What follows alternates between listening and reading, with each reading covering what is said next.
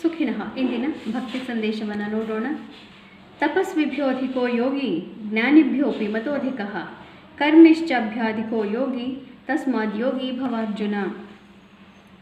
ತಪಸ್ವಿಗಳಿಗಿಂತ ಉತ್ತಮವಾದವನು ಯೋಗಿ, ಕರ್ಮಗಳನ್ನು ಮಾಡೋದಕ್ಕಿಂತ ಉತ್ತಮವಾದವನು ಯೋಗಿ, ಮತ್ತು ಜ್ಞಾನದಲ್ಲಿ ಇರೋರಿಗಿಂತ ಜ್ಞಾನಿಗಳಿಗಿಂತಲೂ ಉತ್ತಮವಾದಂಥವನು ಯೋಗಿ. ಹಾಗಾಗಿ ಯೋಗಿಯಾಗೋ ಅರ್ಜುನ. ಇಲ್ಲಿ ಯೋಗಿ ಅಂತಂದರೆ ಎಲ್ಲವನ್ನು ಸುಮ್ಮನೆ ಬಿಟ್ಟು ಕಾವಿ ಬಟ್ಟೆ ಹಾಕ್ಕೊಂಡು ಏನು ಮಾಡದೆ ಕೂತಿರುವಂತಹ ಸೋಂಬೇರಿಯಾಗು ಡಾಂಬಿಕನಾಗುವಂಥ ಅರ್ಥ ಅಲ್ಲ. ಯೋಗ ಅಂತಾರೆ ನಿಜವಾಗ್ಲೂ ಅದನ್ನು ಅರ್ಥ ಮಾಡಿಕೊಂಡು ನಿಷ್ಕಾಮ ಕರ್ಮ ಮಾಡುವಂತಹವನಾಗು, ಭಗವಂತನಲ್ಲಿ ಸಂಪೂರ್ಣವಾಗಿ ಎಲ್ಲವನ್ನೂ ಭಗವಂತನಿಗೆ ಸಮರ್ಪಣೆ ಮಾಡುವಂಥವನು ಆಗು, ಅದೇ ಯೋಗ. ಅದನ್ನು ಇಲ್ಲಿ ಸರಿಯಾದ ರೀತಿಯಲ್ಲಿ ಹೇಳಲಾಗಿದೆ. ಇಂದು ಶ್ರೀ ಪರಾಭವ ನಾಮ ಸಂವತ್ಸರೆ ಉತ್ತರಾಯಣೆ ವಸಂತ ಋತು ಚೈತ್ರ ಮಾಸಿ ಕೃಷ್ಣ ಪಕ್ಷೆ. ಇಂದು 14ನೇ ತಾರೀಕು ಮಂಗಳವಾರ, ದ್ವಾದಶಿ ತಿಥಿ, ಹಾಗೂ ಇಂದು ಶತಭಿಷ ನಕ್ಷತ್ರ. ಇಂದು ರವಿ ಮೇಷರಾಶಿಯನ್ನು ಪ್ರವೇಶ ಮಾಡ್ತಾ ಇದ್ದಾನೆ. 1 ವರ್ಷದ ನಂತರ ರವಿ ಮೇಷರಾಶಿಯನ್ನು ಪ್ರವೇಶ ಮಾಡ್ತಾ ಇದ್ದಾನೆ. ಇದರಿಂದ ಅನೇಕ ರೀತಿಯ ಫಲಗಳಲ್ಲಿ ಅನೇಕ ಜನಗಳಿಗೆ ಆಸಕ್ತಿ ಇರಲೇಬೇಕು. ಇದನ್ನು ನೋಡೋಣ ಬನ್ನಿ. ಮೇಷರಾಶಿಯವರಿಗೆ 1 ವರ್ಷದ ನಂತರ ರವಿ ನಿಮ್ಮ ರಾಶಿಯನ್ನು ಪ್ರವೇಶ ಮಾಡ್ತಾ ಇರೋದ್ರಿಂದ ಎಲ್ಲರ ದೃಷ್ಟಿ ನಿಮ್ಮ ಮೇಲೆ.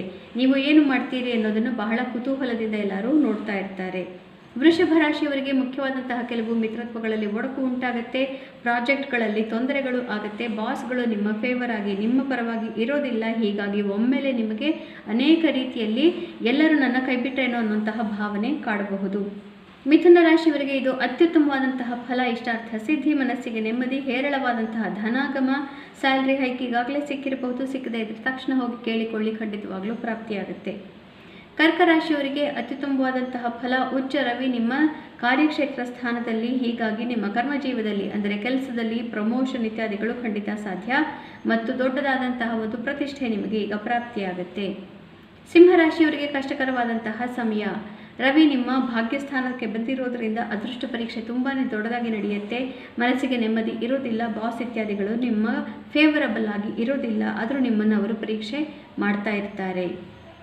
ಕನ್ಯಾ ರಾಶಿಯವರಿಗೆ ಸ್ವಲ್ಪ ಕಷ್ಟಕರವಾದಂತಹ ಫಲ, ಮನಸ್ಸಿಗೆ ನೆಮ್ಮದಿ ಇಲ್ಲ, ಮುಖ್ಯವಾದಂತಹ ವಿಷಯಗಳಲ್ಲಿ ನಿರ್ಧಾರಗಳು ಬೇಡ, ನಿಮ್ಮ ಪ್ರೀತಿ ಪಾತ್ರರು ನಿಮ್ಮ ಪರವಾಗಿ ಇರೋದಿಲ್ಲ, ಮನಸ್ಸಿಗೆ ಧಕ್ಕೆ ಆಗೋದಿದೆ, ನೋವು ಸಂಭವಿಸಬಹುದು 1 ತಿಂಗಳ ಕಾಲ.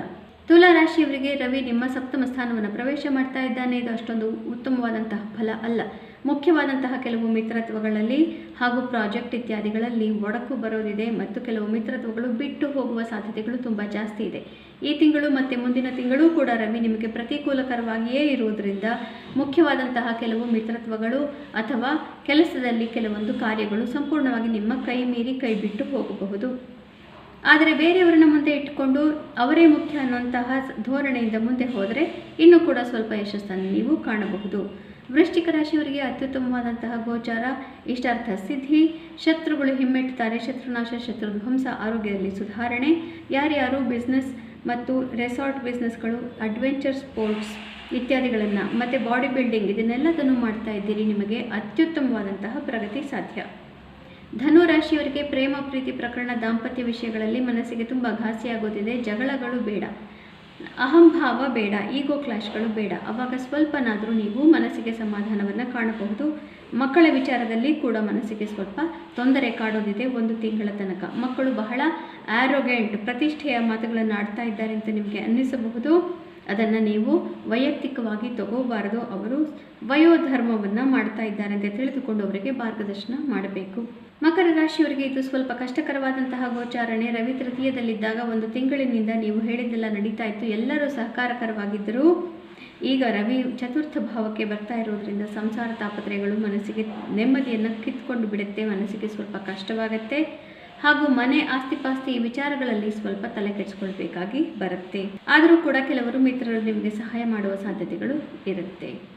ಕುಂಭರಾಶಿಯವರಿಗೆ ಸ್ವಲ್ಪ ಕಷ್ಟಕರವಾದಂತಹ ಗೋಚಾರ, ಆದರೂ ಕೂಡ ತೃತೀಯಕ್ಕೆ ರವಿ ಬರ್ತಾ ಇರೋದ್ರಿಂದ ನಿಮ್ಮ ಮನಸ್ಸಿನಲ್ಲಿ ಅತಿ ಹೆಚ್ಚಿನದಾದಂತಹ ಆತ್ಮವಿಶ್ವಾಸ ಮೂಡಿಬಿಡುತ್ತೆ.